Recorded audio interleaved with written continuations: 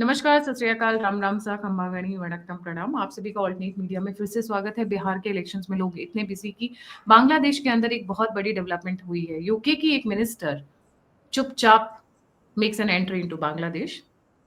एक स्क्रिप्ट पकड़ाई जाती है यूनुस को एंड कहा जा रहा है कि बहुत बड़ा धमाका होने वाला है। आफ्टर ऑल ये है कौन, क्या हो रहा है बांग्लादेश में। और अल जजीरा अचानक से अदृश्य राज का इतना बड़ा माउथ पीस क्या लिखने लग गया है कि यूनुस को लगता है हार्ट अटैक आ जाएगा। Yes, he is going through lot of tough times.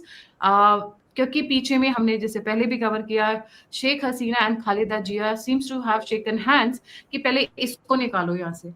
ना ये तुम्हें आने देगा पावर में, ना ये मुझे आने देगा। So let us throw him out of the country. Bay of Bengal में निपटा देते हैं इसको। खैर, anyway that was on a lighter wood. हमारे साथ जुड़े हुए हैं मनीष चौधरी। नमस्कार, सत श्री अकाल, राम राम सा, खम्मा गणी, वणक्कम, प्रणाम। Let's get started. Bihar election का इतना जोर शोर चल रहा है and the clean sweep and imagine the developments happening. Bihar election में अदृश्य राज की हार बहुत बड़ी हार है। Let's get started. जी Manish, a very warm welcome on the show. Thank you Gayatri ji. I think जब हम लोग बिहार इलेक्शन पे सारा फोकस था काइंड ऑफ इंडियन मीडिया सब जगह का, उस टाइम में हमारे पड़ोस में बहुत सारी हलचल हुई। जब दिल्ली के अंदर अटैक और ये सारी चीजें चल रही थी, उसी टाइम पे एक बहुत ही क्रिटिकल और बहुत इंपॉर्टेंट है पर्टिकुलरली इंडिया और उस रीजन की स्टेबिलिटी के लिए, वो है यूनुस का वहां पर सरकार कितने दिनों तक चलेगी, यूनुस का एग्जिट कब होगा, उसका स्क्रिप्ट क्या होगा। क्योंकि वो खुद सरकार नहीं चला रहे, ऊपर से जो स्क्रिप्ट भेजा जाता है उसके बेसिस पे वो सरकार चले, और ये पूरे दुनिया को अभी तक पता चल चुका है। यहाँ पे एक इंटरेस्टिंग चीज होता है कि यूके के एक मिनिस्टर वहां से आते हैं, चैपमैन उनका नाम है, और उसके बाद डिस्कशन चालू होता है यूनुस के साथ। अगर आप देखेंगे तो जियो पॉलिटिक्स या कभी भी डिप्लोमेसी में बॉडी लैंग्वेज का बहुत ज्यादा इंपॉर्टेंस होता है कि आप जब बात कर रहे हैं, आप हाथ मिला रहे हैं, आपका हाथ ऊपर से आ रहा है या नीचे से आ रहा है, वो सारी चीजों का। जब ये उसके विजुअल्स जो लोग वहां पे थे उन्होंने देखा, उसमें जो यूनुस का बॉडी लैंग्वेज था, इट वाज लाइक कि कोई बड़ा ऑर्डर ऊपर से आ चुका है and he has to act accordingly. अब ये वहां से क्या ऑर्डर आया नहीं आया ये तो जो उनके फाइल्स में थे, लेकिन जो एक्सपर्ट्स हैं जो उस सिचुएशन को एनालाइज कर रहे हैं, ऐसा है कि एक नया ऑल टुगेदर एक गेम ही वहां पे नया लिखा जा रहा है, एंड दैट गेम इज कि यूनुस को वहां से, यूनुस पे pressure, Yunus has not been able to do anything into that skill जो अदृश्य राज को चाहिए। टू सर्टेन एक्सटेंट उन्होंने कंट्रोल उस जगह का लिया हुआ है। अभी एग्जिट का टाइम आ चुका है। बहुत सारी चीजें, और इसका दूसरा वैलिडेशन वाला पॉइंट भी बोलूंगा, जो जिस एजेंसी का आपने नाम लिया, कि यूनुस के लिए अब कोई ना कोई रास्ता ढूंढ करके, चाहे वो एब्यूज का हो केस, चाहे वो जुडिशियल एक्स्ट्रा जुडिशियल डेथ का हो, बहुत सारे तरीके से बताया जा रहा है कि your time is up, exit. Very simple. अब उस एग्जिट का नेचर क्या होगा, इसमें अगेन सारे बड़े प्लेयर्स जो हैं वो इसमें अभी एंट्री मारेंगे। इसी चीज का दूसरा वैलिडेशन पॉइंट, अल जजीरा, एक ऐसा एजेंसी जो कि सेंटर में बैठा हुआ है इस चीज का, कि कहां से इस चीज के सेंटर में बैठा हुआ है कि जो अदृश्य राज और जो उसके बाद जो ऐसे उसके एशिया में जो प्यादे बोलते हैं उसके बीच का कनेक्शन पॉइंट जैसे काम करता है आपका अल जजीरा। अल जजीरा अगर ये प्रिंट कर, अल जजीरा का अगर आप रिपोर्ट देखेंगे, कल के ही इसमें एक उसने रिपोर्ट डाला हुआ है कि extra judicial deaths have mounted under Yunus. Indirectly अगर आप उसको ये समझें कि उसको बताया जा रहा है कि तुम्हें अभी ह्यूमन राइट्स एब्यूज, इमिग्रेशन के में प्रॉब्लम, ये वो XYZ रीजन ला करके भाई तुम्हारा time up, now you are no more required, get your pack your bag and go. और सेम चीज का एक दूसरा वर्जन आप देखिए कि यहाँ पर जब यूनुस पावर में आया था तो यूनुस उस टाइम में एक पार्टी बहुत खुश हुई थी, वो है खालिद जिया की पार्टी, कह रहे इसके बाद अभी जो इलेक्शन होगा, ये इलेक्शन में तो हमें, मैं ही पावर में आऊंगा। जैसे भारत में भी ऐसे अपोजिशन पार्टी है जो दंगा भड़काने के साथ साथ पावर में आने की सपना देख रहे हैं। लेकिन अभी क्या हुआ है कि जिस तरीके से यूनुस उस कुर्सी के साथ चिपक गए, अब उसको भी थ्रेटेंड फील हो रहा है, उस पार्टी को भी। नौ पीटीआई में जब शेख हसीना स्टेटमेंट दे रही है तो सी इज मेकिंग एन स्टेटमेंट कि शेख हसीना की पार्टी और खालिद जिया की party on behalf of both, यहाँ पर एक फेयर इलेक्शन होना बहुत इंपॉर्टेंट है। अब ये देखिए, ये लाइन इतना इंपॉर्टेंट है कि इसके बारे में जो एक्सपर्ट्स हैं उनका कहना है by tomorrow Yunus is going to leave Bangladesh. Bangladesh में एक नई सरकार फॉर्म होगी और 2026 में इलेक्शन होगा। ये चीज, ये समझना, इसमें अब नया। जी गायत्री जी, आप कुछ कहना चाह रहे थे? इसमें एक चीज और बड़ा इंटरेस्टिंग हुआ है कि जैसे अल जजीरा की रिपोर्ट आई है, at the same time Sheikh Hasina का स्टेटमेंट आया है। I have repeatedly challenge Yunus government to prosecute me in ICC, international criminal court. ये उनका बकायदा स्टेटमेंट है। I have repeatedly challenge Yunus government to prosecute me in the international criminal court if if it is so confident of its case. Yunus continues to duck this challenge because he knows that the ICC, a genuinely impartial tribunal, would certainly acquit me. They are trying to neutralize, now here is the keyword, neutralize both me and the Awami League as political forces.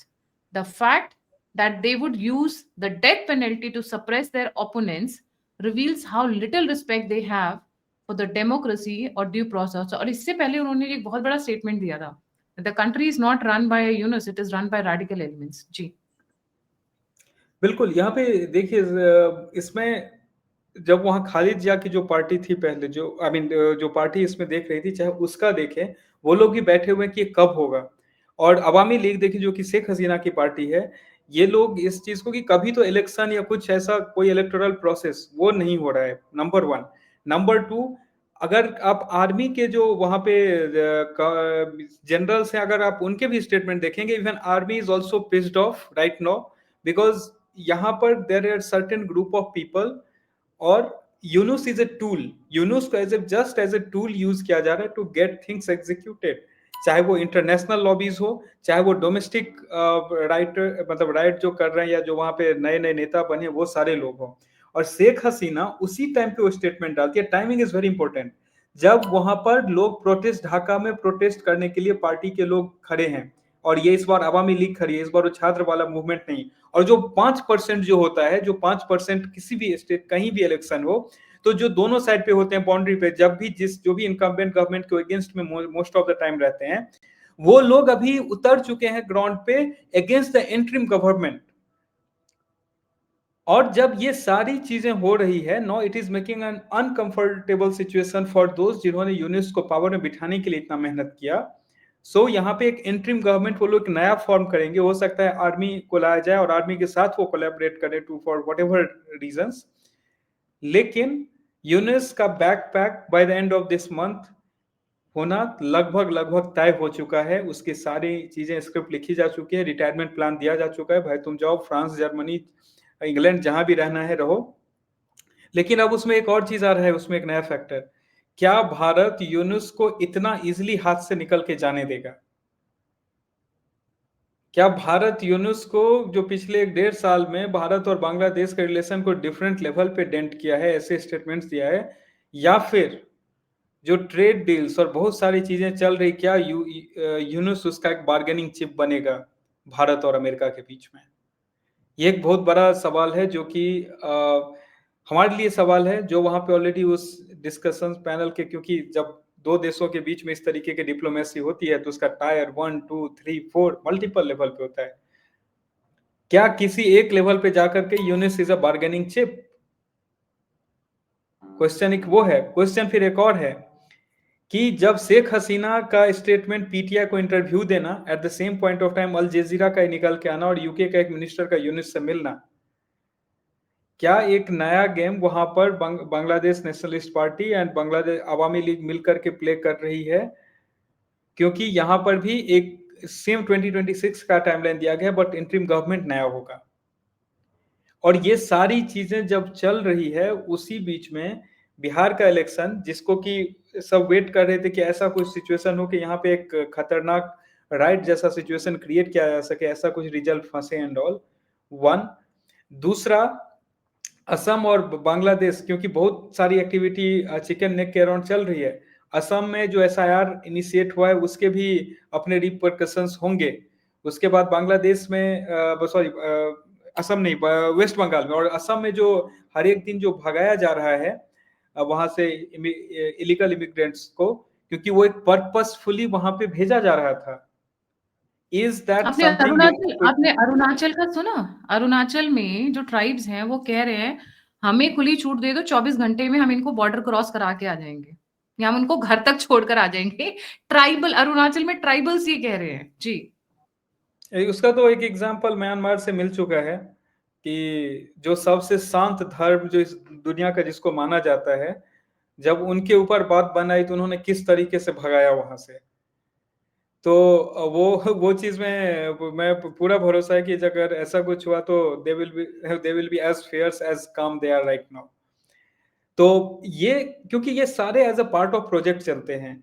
अगर आपको कहीं पे दिखेगा, और वो सारे आपको ऐसे स्ट्रेटेजिक लोकेशंस पे लोकेटेड दिखेंगे कि जहां से एयरपोर्ट का ऑपरेशंस हो रहा हो, जहां से रेलवे एक का हो, जहां से मिलिट्री एस्टेब्लिशमेंट हो। जी गायत्री जी।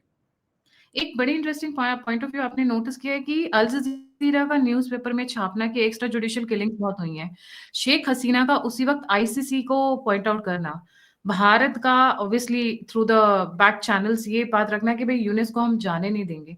कहीं ऐसा तो नहीं है यूनुस की ही आईसीसी में सुनवाई शुरू होने वाली है, इंटरनेशनल क्रिमिनल कोर्ट, दैट ही the ground is being build up to be कि उसको उसमें लेकर जाएं, आईसीसी में लेकर जाएं। ये आप इसको नकार नहीं सकते हैं, क्योंकि ये पॉसिबिलिटी को नकारा नहीं जा सकता है। इसलिए नकारा नहीं जा सकता है क्योंकि जिस डील के थ्रू यूनुस वहां पे आया, वो डील तो और बाकी लोग भी तो कर सकते हैं। ऐसा तो नहीं है कि वो अकेला है वो आदमी जो इतना साना है। तो बाकी लोग भी वो सानापंथी दिखा सकते हैं। तो वो अगर वही करना, और क्योंकि अब वो अल जजीरा, आप पढ़ते हैं नहीं पढ़ते उस पर डिपेंड नहीं करता, लेकिन जो इस तरीके के सिचुएशन आते हैं उसमें अल जजीरा से आपको पता चल जाएगा कि दूसरा जो एक खेमा जिसको मध्य सिराज बोलते हैं, जो भी अलग टर्म दे, वो क्या सोच रहा है। और पीटीआई का इंटरव्यू सेम डे आना और वो होना, वो ऐसा संयोग नहीं है, वो बनाया जाता है। वो सारे संयोग जैसे दिखाए जाते हैं यहाँ पर अभी, क्योंकि जिस लेवल पे जो रिस्पॉन्सिबिलिटीज दी गई थी, and one of the responsibility was कि उस एरिया में समहाउ इंडिया को एक सर्टेन वे में इंगेज करके रखना।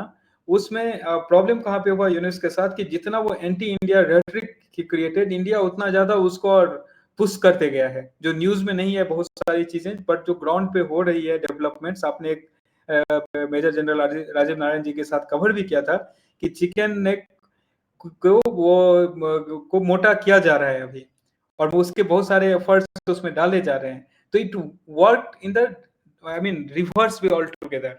और जब ये रिवर्स हुआ तो जितने सारे लोग कहीं ना कहीं इसमें एसोसिएटेड थे, चाहे वो कभी आप चाइना की बात करते हैं या पाकिस्तान या अदृश्य राज, सबके लिए वो एक नेगेटिव। आज हम लोग सेम एक सिचुएशन डिस्कस कर रहे थे, बिहार इलेक्शन की जब बात हो ही रही थी कि नीतीश कुमार को सबने इतना बोला कि बीमार है, वो सीट 25 सीट से ज्यादा नहीं जीतेंगे, कि लोगों ने भर भर के उनको सीट जिता दिया।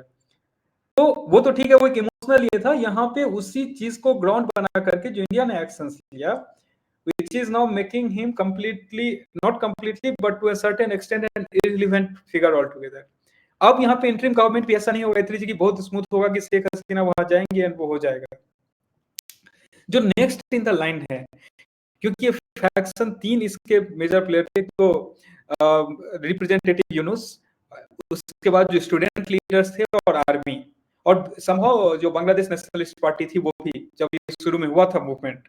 लेकिन विद इन 3 to 6 मंथ्स की बांग्लादेश नेशनलिस्ट पार्टी जो है वो उसमें छटपटाने लगी कि इलेक्शन कब होगा, इलेक्शन होगा। अगर मोमेंटम ब्रेक हो गया, अगर मोमेंटम ब्रेक हो गया, एंटी शेख हसीना जो का जो मोमेंटम है वो ब्रेक हो गया, उसके बाद इलेक्शन होने में फायदा ही नहीं है। लेकिन ये तो इलेक्शन 1 साल 1.5 साल से ऊपर डिले हो गया। अब जो इसमें दूसरा प्लेयर था, वो था इसमें जो वहां का स्टूडेंट लीडर है। अब उसके लिए भी लग रहा है भाई हमने इस आदमी को बिठाया। अब यहाँ पे क्या हो रहा है कि अब ये वो जो जमातों की चल रही है, और हम तो और भी साइड हो चुके हैं, जो डीएल के कुछ स्टूडेंट लीडर्स थे। और तीसरा, क्योंकि अगर वही सारे जो कुछ लीडर्स वहां पे कंट्रोल कर रहे हैं, वो क्लिंटन फाउंडेशन और इस सब में दिख रहे हैं। और तीसरा प्लेयर था इसमें आर्मी। वो बगल में देख रहा है कि वहां पे म्यांमार में चल रहा है, यहाँ पे इस सिचुएशन की आर्मी संभाली एंड ऑल, और ये बंदा तो हर एक चीज में, चाहे वहां पे आर्मी की उसमें मर्जी हो नहीं हो, उसमें अंकल सैम का एंट्री है, उसमें अदृश्य राज का अपने हिसाब से एंट्री है, और manipulations are at different level.